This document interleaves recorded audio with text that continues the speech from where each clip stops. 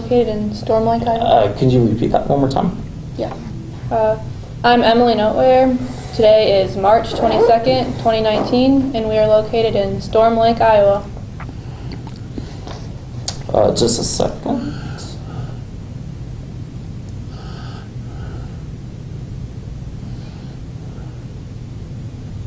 Okay, good. Good to start there. Yep. Okay. Please tell me your name. Thomas Prchal, Could you spell both of those? Thomas, Prchal, Prchal, When is your birth date? 3730, Where were you born? Omaha, Nebraska. Did you have any siblings? I got 5 daughters. Did you have any brothers or sisters? Yes, I had 3 brothers and 1 sister. And what was life like growing up? It was in the Depression, so we didn't have anything, and a nickel was a lot of money in those days. Where did you attend high school? South High in Omaha. What year did you graduate? 1948. What did you do after high school? I worked for Bud and a Coffee Company, and then in the wholesale hardware business. Did you volunteer to join the military, or were you drafted? Drafted. What year did you join the military? 1951. What branch of service did you join? Army. What was it like being in the military? Did you like it? Oh, it was tough, and you didn't know anybody, so you had to make friends. And I didn't join, I was drafted. Mm-hmm. What do you like about your branch of service? Well, we saved our country, I guess, or did our share in saving the country. Could you please tell me the story of how you got into the military?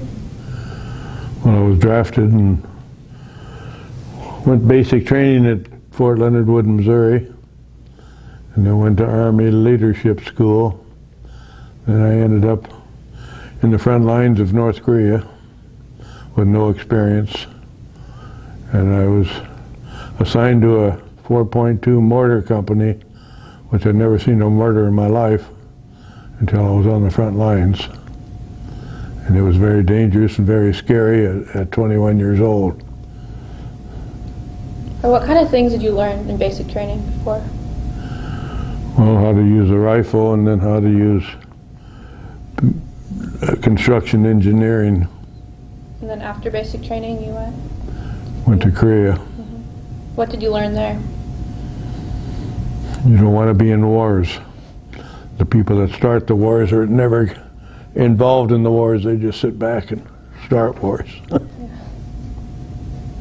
So you said you went overseas. Where were you stationed? In Korea, around Seoul, Korea, north of Seoul, Korea. What unit were you assigned to? 7th Cavalry Division. The 1st Cavalry Division, the 7th Cavalry Regiment. What was your first impression of your location overseas? Scary.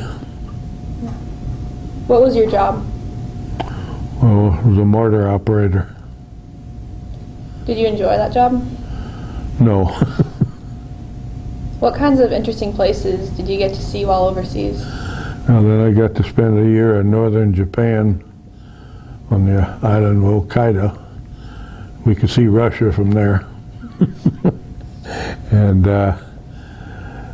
we took training a year there in case we had to go into Siberia to fight the Russians. And so I spent a year in northern Japan and then back to Korea with the United Nations headquarters, and I got to meet a lot of the presidents and national leaders of different countries at the United Nations camp. I pulled guard duty there. What was your daily routine like? Training, most of it. What kinds of food did they feed you? Oh, I think the food was pretty good, but sometimes it was odd hours that we ate because the food couldn't reach us. But What did you do in contact with people back home? there was no contact. There was no telephones, and 2 weeks, 3 weeks notice to get a letter back and forth in 1951. What was your housing like? Repeat that. What was your housing like? Well, with foxholes in Korea and some pretty nice barracks in northern Japan. What was the weather like? Well, in Korea it was cold. I was there in the late fall and into the winter, and it was very cold and miserable. And then in Japan we had weather similar to what we get in the United States, central part of the United States. What did you get to do during your time off? Oh, we used to go to town, I guess, and when I was in northern Japan we did anyway.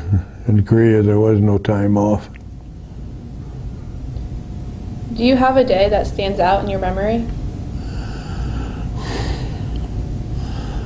Oh, some of them I don't want to talk about. What was it like coming home? Well, they treated us pretty good. Of course, in those days we didn't get airplane trips over there. It was all on ships, back and forth.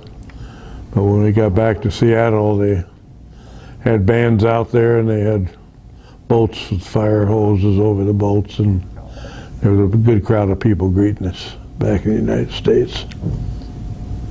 What was the highest rank you ever achieved? Corporal. What do you have as an important life lesson that you learned during your time in the service? Oh, I learned how to take care of myself, and I learned what the world's all about.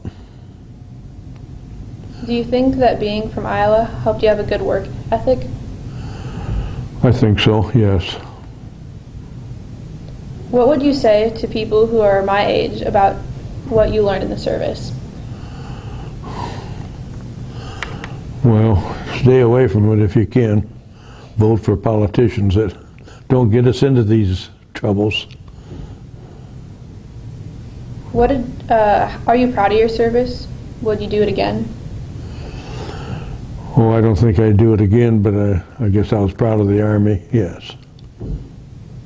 Is there anything else that you want to talk about that I didn't ask you? Not really.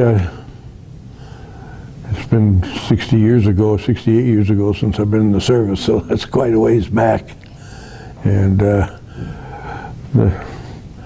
they didn't honor the Korean people or anything until the last probably 15 years or so. Then they give us honor flights to Washington, D.C., and did a lot of things in the last 10 or 12 years, but before that,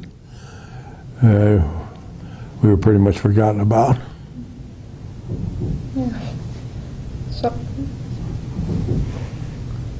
I have a couple of questions. I think there's let me see, you said you worked at a coffee shop and a hardware shop? Well, it was wholesale manufacturing coffee, butternut coffee. You probably never heard of that one, but... What was that like? Well, we unloaded coffee beans, 250-pound bags, and we mixed it up and made the different blends of coffee. That was a plant in Omaha. They also was in the hardware business, so then I got in the hardware business, and I was a salesman for 40 years around this area. And so you went back to that job after the military then? Yes. Okay. And were you entrepreneur business? Was it your business? No, I was just an employee for a large hardware company. Okay. Was there any memorable moments that stuck out in your mind overall? In my work career or something? In or out of the military? Just memorable moments that really stuck out in your mind? Oh, I don't know. I was just an ordinary citizen, I guess. I worked hard and raised 5 kids and got them through college and got them all married, and they're all doing fine today, so that's highlighted my life, I guess. Okay. Do you have any more questions? Just, I guess, I don't know. When you were drafted in the military, were you did you want to go, or was that? No, nobody wants to go. Yeah. Was there anything that you saw in Korea that's like different from the way that we live, like Korean people? Was there anything that stuck out that way? Well, when I got into Incheon and that, I felt that people in our city dumps was living better than the people that were living there. It was really poverty, and they were out there begging for food and from us. Yeah. How many years in total did you serve in the military? Well, 2 years.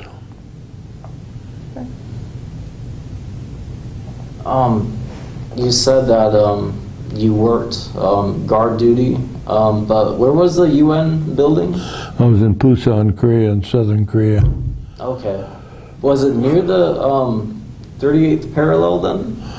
Well, not in Busan, no, that's in the south part, but I was up in North Korea fighting with mortars, and the Chinese were coming in by the groves after they joined the North Korean forces. And that's about when I was there, so we were way outnumbered with Chinese, but we survived. So at your guard duty station, it was always active around there, right? Well, when I was pulling guard duty for the United Nations camp, always people coming and going, and I was bringing them back and forth from the airport and giving them honor guards. And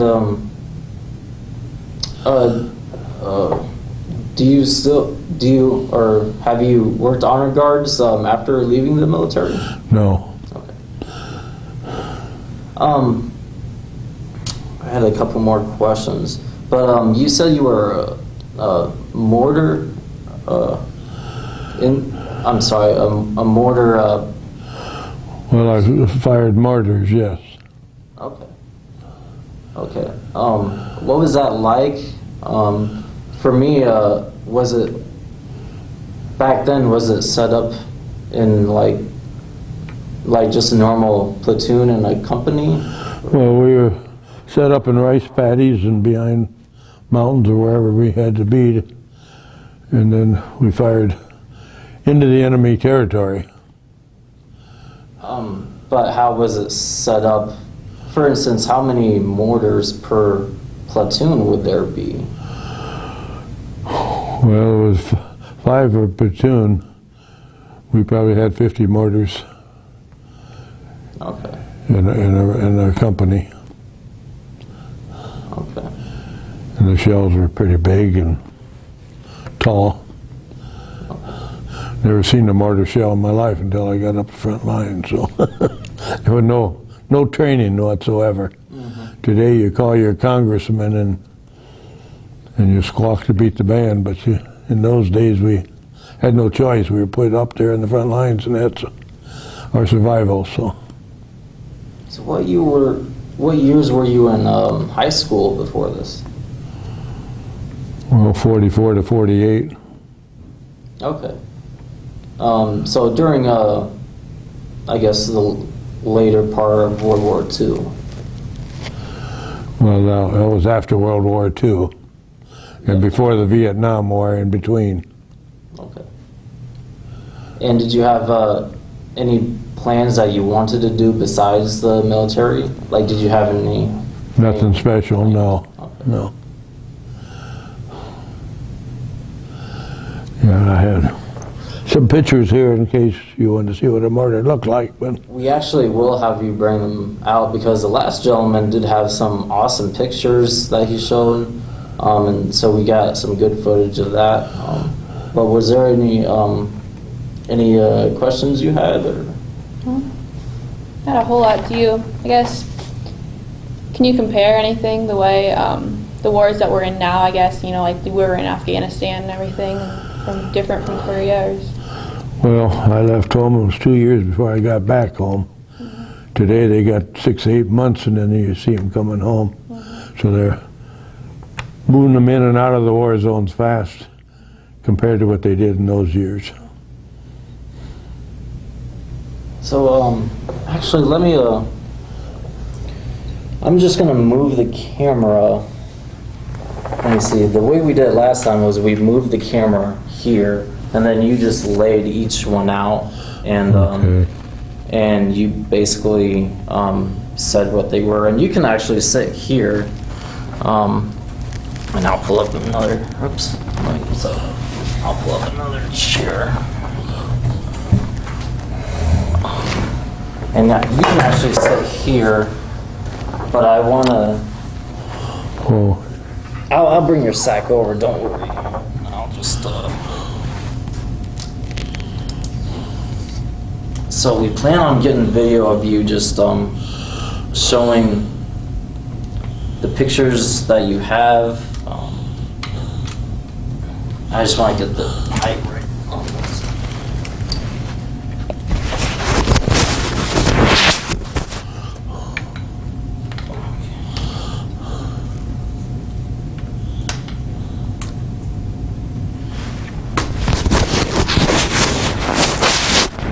my speaker's still there. Yeah. I thought it might have slipped or fell. And we have until 10:45, so you can take your time.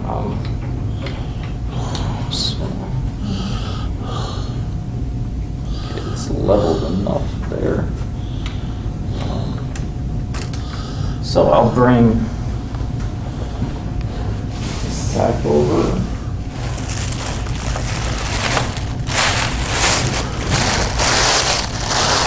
So you're rolling.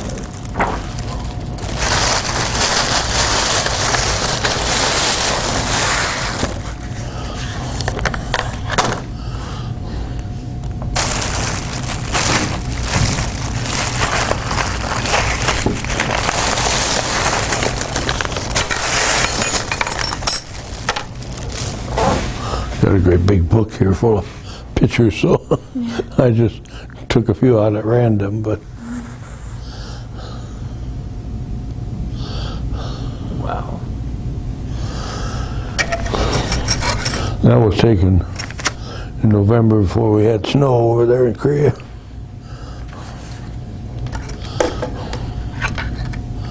I'm gonna try to get the best shot possible of this.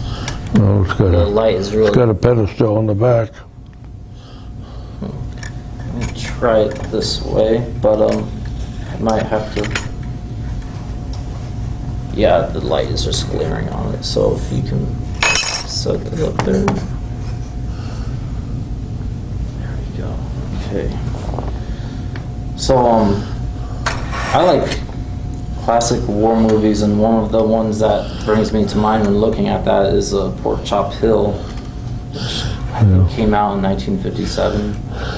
But it was about Korea. Yeah, they had a lot of names, but when we were up there fighting, we had no idea what the names were. That was all publicity back here in the States, but when you were fighting, you didn't know where you were at. I had no idea where I was at up there.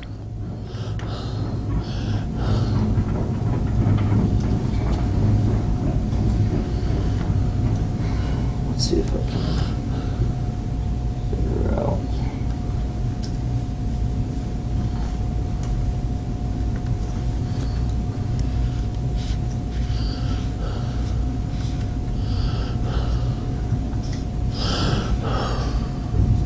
Now, is this a government deal or a private court? It's a non-profit.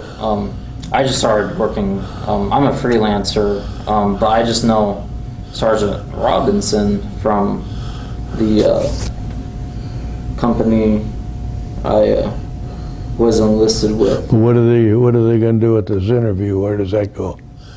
She is. I'll let Sergeant Robinson go into detail with you, but basically they're putting together our interviews for the museum. Which museum? The museum up here. And down here? Yep. Okay, well, that's... I mean, the Gold Star Museum, Camp Dodge. Oh, in Camp Dodge. Yep. So, I'm trying to level this out here.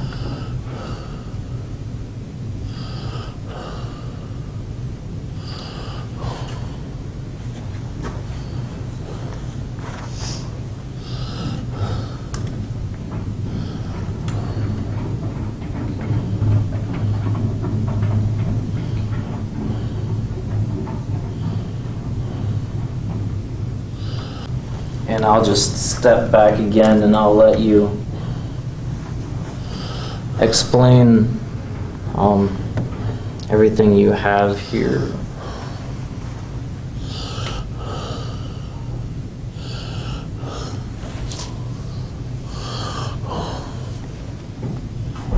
Rudy? Yep. Well, this was a picture that the grandchildren made up for me. And that was one of my pictures that was in North Korea when they first started clothing us and that. After that, the clothes got pretty muddy after that. So that was one picture. I don't know, most of you all know what dog tags look like. And these are my original dog tags that I wore all through Korea and so forth. That was the only way they had to identify you. You probably don't know what this little thing is here, but that's a can opener. And that's what we had to open our sea rations with. And I don't know, I hung it onto my thing. I always had it there, but we used that a lot at that time.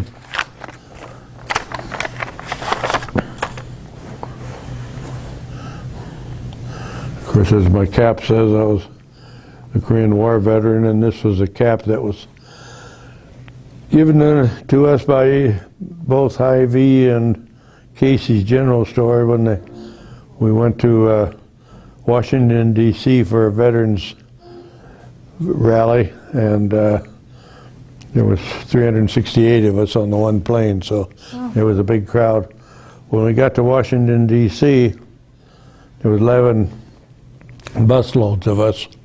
When you get in Washington, if you got 2 buses, you got a traffic jam. Yeah. And we had 11 buses, so we didn't get to see everything we wanted to see because of the traffic problem.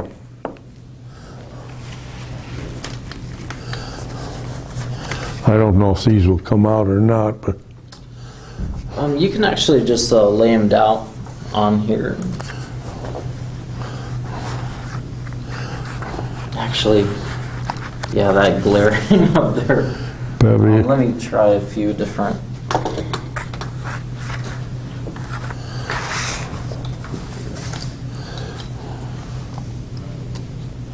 I was young like you was one time. Yeah.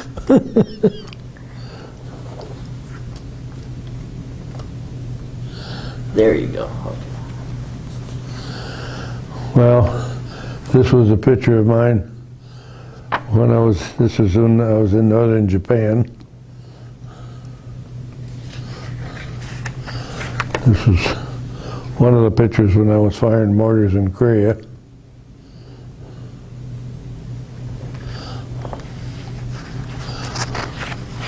This is an action picture of fighting up in the front lines, and this is probably taken up in North Korea when we were fighting.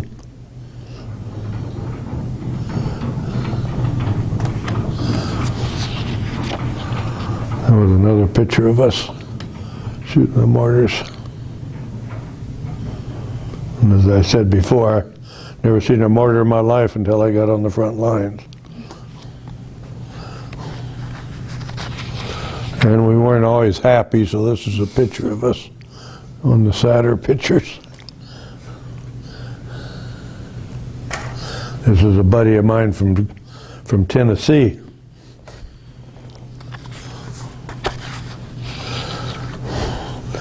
Part of our years of eating that, this is the way we had to wash our dishes when we got through eating. And we had garbage cans with heated water in them, and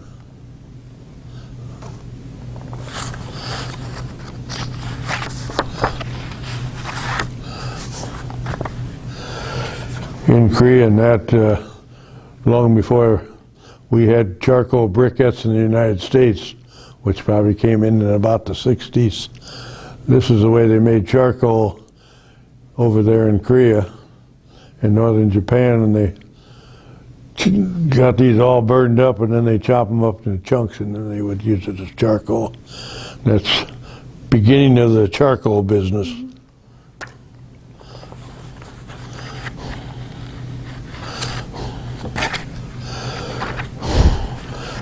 When I was in northern Japan, this is one of the pictures we we had it, and this is in a motor pool deal, and I was in charge of sergeant in charge of the motor pools, but they give us no promotions over there in those days. Now they get promotions and they'll do nothing, but us guys fighting never got any promotions. And then this was a picture, I don't know if you can make that out or not.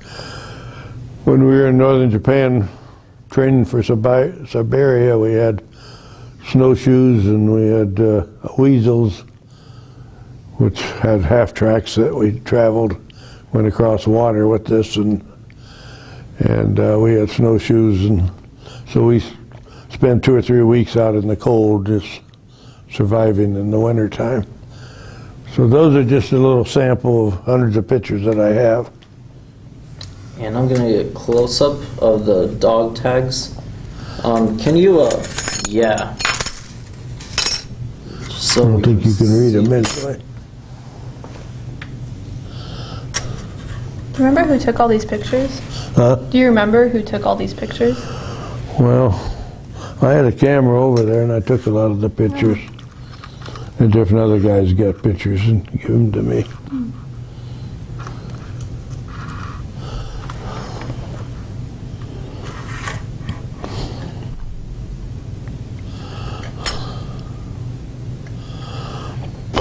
So this number, That'd be my Army number. okay, it's not your social security number. No, no, that was my... I had, when I had dog tags, they had first our social security number, and then they had to switch it because of Privacy. Social security. Yep. Yeah. But yeah, I'm getting good detail on the dog tags here.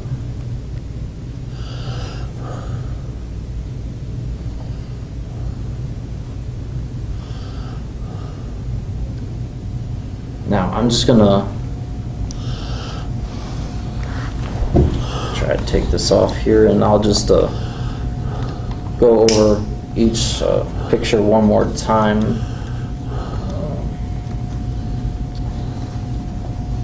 If I can.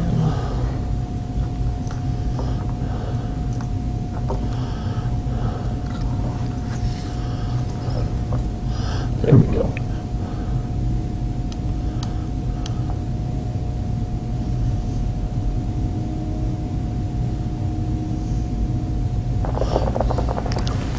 Did they have any form of snowshoes back then? I mean... Oh yeah, we had snowshoes and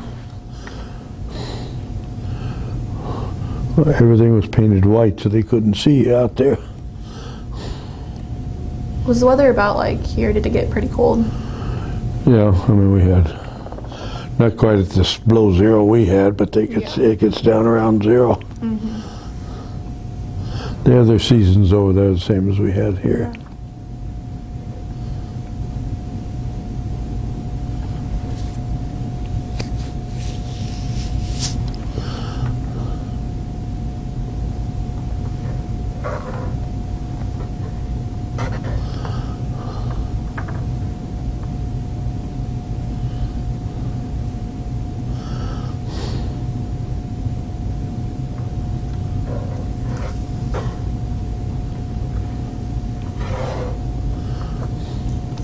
Yeah, thank you for bringing your dog tags in. That was awesome. I didn't know what to bring. I just went through my book and took out a couple pictures, and there was a lot of them I could have brought. But Do Do you live in Storm Lake now? I have 65 years. So you... No, Yeah. more than that even. Yeah. So you were born in Omaha, and then after the military came back to... Yeah, I come up here to be a salesman, for hardware salesman.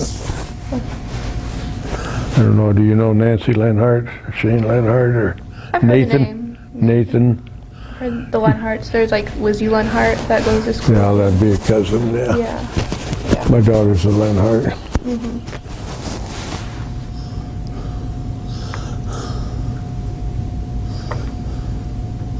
Nate Lenhart was my grandson. He was on that basketball team. I do remember him, yeah. Okay. They were good. Yeah.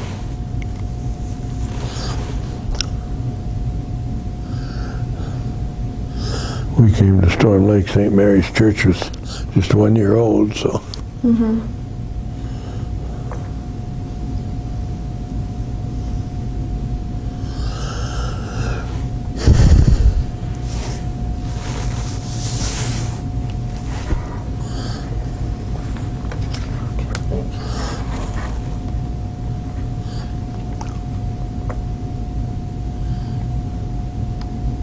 So I'd never heard of a martyr before. Is that just...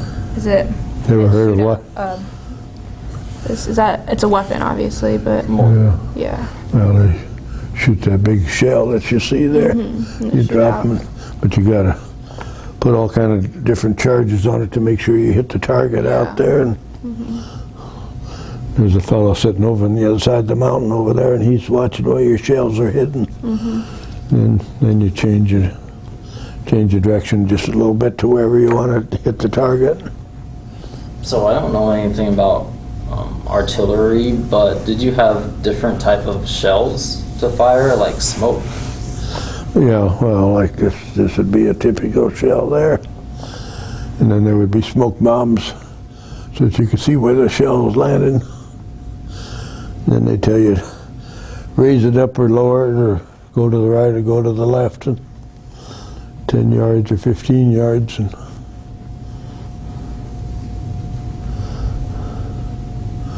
but the Chinese were coming in by groves, coming in at us, so.